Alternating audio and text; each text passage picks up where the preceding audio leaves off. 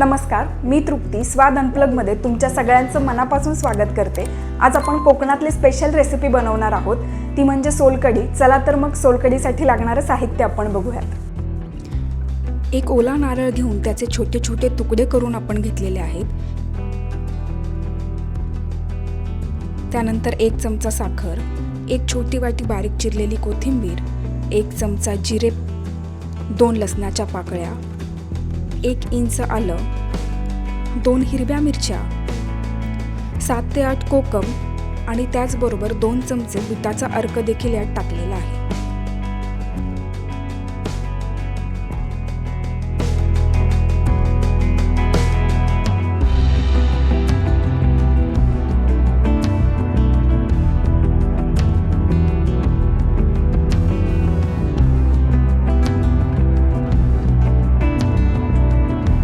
कोकम जे आहे साधारण अर्धा तास मी गरम पाण्यामध्ये भिजत ठेवलेले आहेत। त्याचबरोबर सोलकढीला एक छान गुलाबी रंग येण्यासाठी त्यामध्ये बिटाचा थोडासा 2 चमचे अर्क मिक्स केलेला आहे।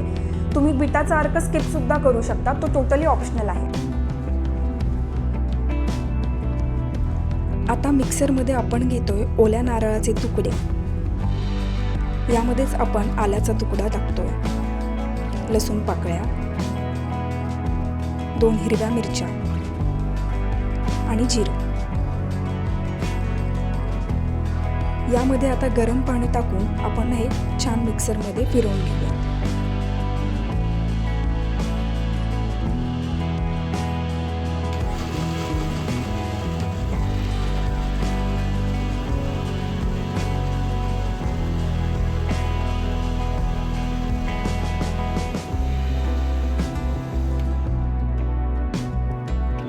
गरम पाण्यामुळे नारळामध्ये जो एक ऑइलचा अंश असतो तो बाहेर येण्यासाठी आपल्याला मदत होईल।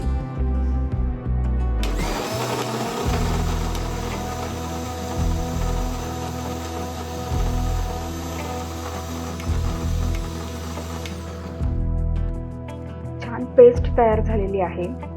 आता आपण नारळाचं दूध बाजूला काढून घेऊया। त्यासाठी आपण एक कॉटनचा कापड घेतलेला आहे। या कॉटनच्या कापडाच्या मदतीने आपण नारळाचं दूध बाजूला काढून घेऊया।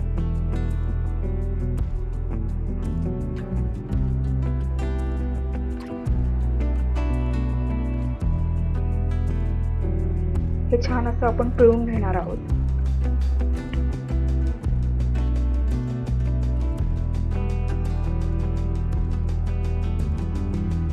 ही जी आता आपण प्रोसेस केली, ओल्या नारळामध्ये गरम पाणी टाकून मिक्सरला फिरवून घेऊन त्याचं दूध काढून घेण्याची, ही प्रोसेस मी 2 वेळा रिपीट करून चांगल्या पद्धतीने नारळाचं दूध काढून घेतलेलं आहे।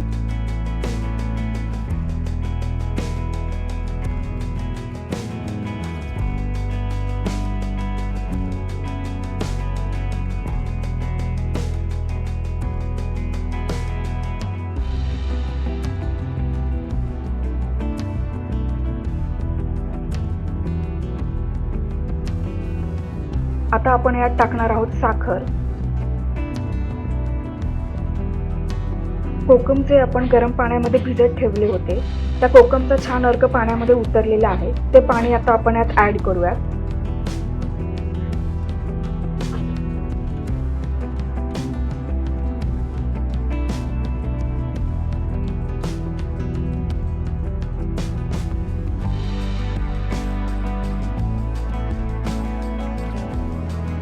आणि चवीपुरतं मीठ।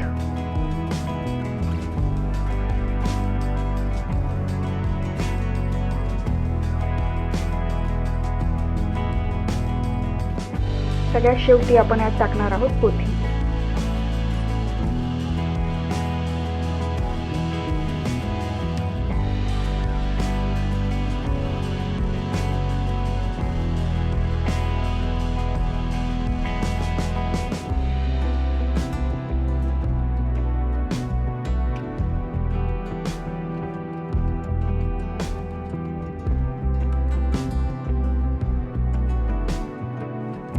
ही रेसिपी तुम्हाला कशी वाटली आणि यानंतर तुम्हाला कोणती रेसिपी बघायला आवडेल हे कमेंट बॉक्समध्ये मला नक्की सांगा।